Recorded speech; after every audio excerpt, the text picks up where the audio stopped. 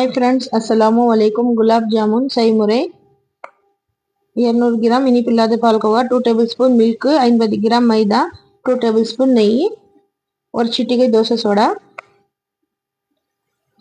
இது பால்கோவால மைதாவும் தோசை சோடா போட்டு நல்லா மிக்ஸ் பண்ணி விட்டுக்கணும். இது கட்டி இல்லாம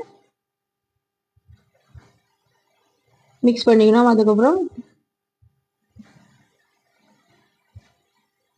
இதுக்கு 2 டேபிள்ஸ்பூன் மில்க் போட்டு இதை நல்லா மிக்ஸ் பண்ணி விட்டுக்கணும். மாவு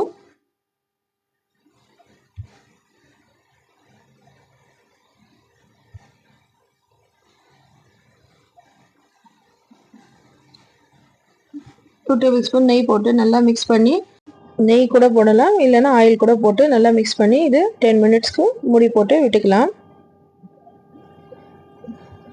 சுகர் சிரப்புக்கு 400 கிராம் சுகர், ஒரு டம்ளர் தண்ணி போட்டு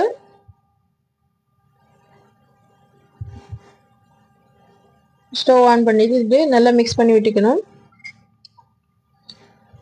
இது சுகர் கரைஞ்சதுக்கப்புறம் ஒரு 2 டேபிள்ஸ்பூன் மில்க் போட்டு இது 5 மினிட்ஸ் குக் ஆகட்டும். அதுக்கப்புறம் இது சுகர் சிரப் மேலே இருக்குது இந்த மாதிரி நுரை இது மாதிரி எல்லாம் வந்துடும். இது சுகர் சிரப் நல்லா க்ளீனாக இருக்கும்.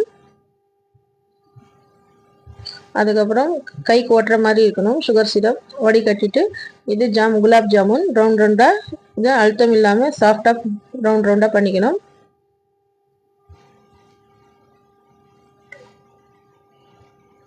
கடாயில் ஆயில் போட்டு ஆயில் கொஞ்சம் ஹீட் ஆனவுடன் ஸ்டவ் சிம்மில் வச்சுட்டு இது ஜாமுன் பொரிச்சு எடுத்துக்கலாம்.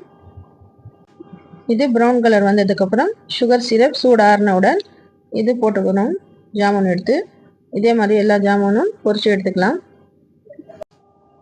இதே மாதிரி எல்லா ஜாமுனும் பொரிச்சு எடுத்து சுகர் சிரப்பில் போட்டு அவ்வளோதான் ஃப்ரெண்ட்ஸ், சுட சுட சேவ் பண்ணக்கா அப்போவே நீங்கள் சாப்பிட்லாம்.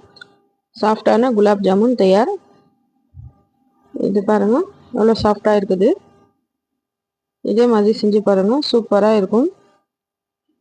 வீடியோ பிடிச்சிருந்தா லைக் பண்ணுங்கள், ஷேர் பண்ணுங்கள், சப்ஸ்கிரைப் பண்ணுங்கள். தேங்க்யூ.